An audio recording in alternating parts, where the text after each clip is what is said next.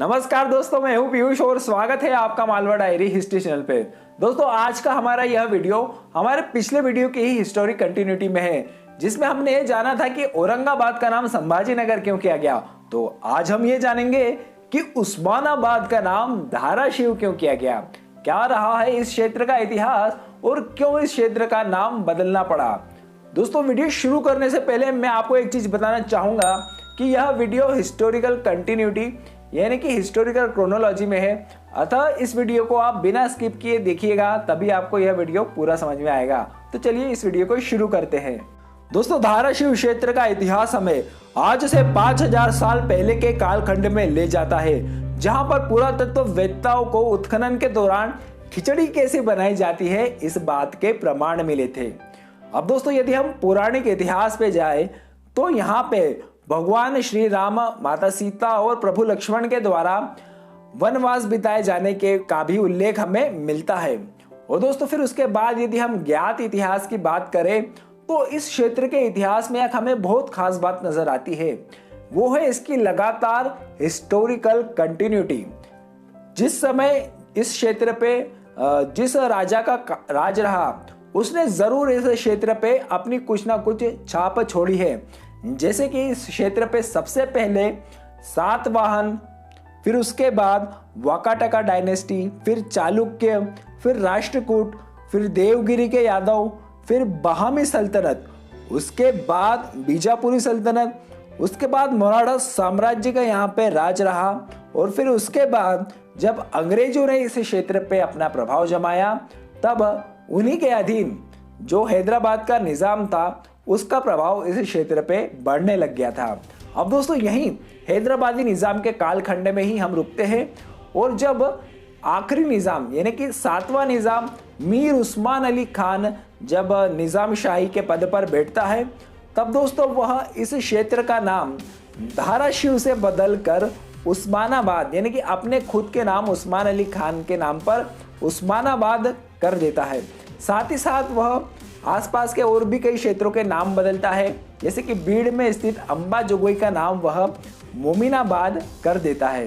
दोस्तों, हमने ये तो जान लिया कि इस क्षेत्र का नाम पहले धाराशिव था, फिर उस्मान अली खान ने इस क्षेत्र का नाम उस्मानाबाद किया। आइए अब यह जानते हैं कि इस क्षेत्र का नाम धाराशिव कैसे पड़ा। तो दोस्तों, मराठवाड़ा में स्थित धाराशिव में फेमस है अपनी गुफाओं के लिए, जिन्हें हम धाराशिव की गुफाओं के नाम से जानते हैं। इनका इतिहास हमें 4वीं से 5वीं सदी में ले जाता है, जब यहाँ पर कुछ बौद्ध भिक्षुओं ने अपना ठहराव बसाया और यहाँ पर ध्यान लगाने के लिए गुफाओं का निर्माण किया। फिर 7वीं से 8वीं सदी में जब यहाँ पे राष्ट्रकूट वंश का शासन काल हुआ, उस समय यहाँ पर भगवान श्री कृष्ण के उपासकों ने भी यहाँ पर श्री कृष्ण की उपासना के लिए कुछ स्थान बनवाए, जिसके हमें ऐतिहासिक प्रमाण मिलते हैं। दोस्तों, इस क्षेत्र पे जैन धर्म के अनुयायियों का भी प्रभाव रहा है, यानी कि दोस्तों जो तीनों प्राचीन भारत के धर्म थे, उन तीनों का प्रभाव यहाँ पे हमें देखने को मिलता है। दोस्तों, जो जैनी ग्रंथ है करकंड, उसमें इस क्षेत्र का नाम धाराशिव होने के हमें प्रमाण मिलते हैं। दोस्तों, यहाँ पे जो जैन धर्म से संबंधित गुफा है, उनका निर्माण निक और महानील नाम के 2 जैन श्राद्धा विद्याधरों ने करवाया था।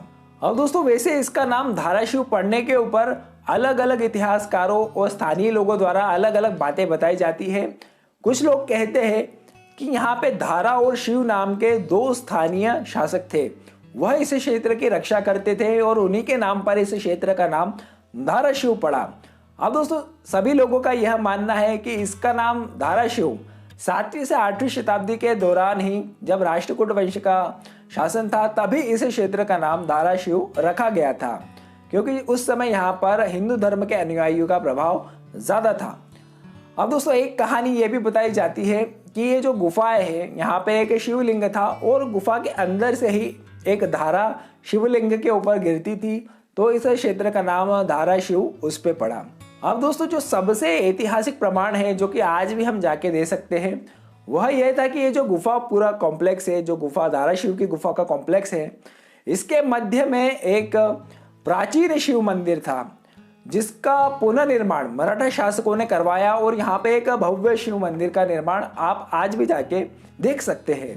तो दोस्तों इसी मंदिर के नाम पर इस जगह का नाम धाराशिव ऐसा रखा गया, लोगों की मान्यता है और इतिहासकार भी इस बात पर सहमत है। अब दोस्तों ये धाराशिव नाम की ये जो जगह है, यह एक बहुत ही इंपॉर्टेंट दक्कन के ट्रेड रूट पर स्थित है, इसीलिए हर समय इस क्षेत्र का महत्व बना रहा और हर धर्म के लोगों ने यहाँ पर अपनी छाप छोड़ी।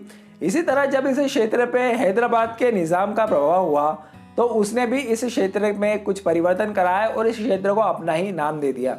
परंतु ऐसा क्या हुआ कि लोग इस क्षेत्र का नाम पुनः उस्मानाबाद से धाराशिव करने पे अड़ गए और स्थानीय लोग ऐसा क्यों चाहते हैं, आइए इस बात को जानते हैं। दोस्तों मीर उस्मान अली खान जो कि हैदराबाद का 7वां निज़ाम था, इसके दामन पर एक बहुत बड़ा दाग है।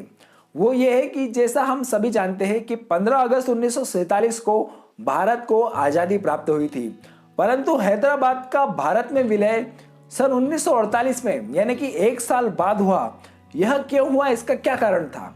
दोस्तों जो हैदराबाद के निज़ाम थे वह भारत में विलय नहीं चाहते थे, वह एक अलग से स्वतंत्र राष्ट्र बना के रहना चाहते थे जिसकी एफिनिटी यानी कि झुकाव भारत से ज़्यादा पाकिस्तान की तरफ हो।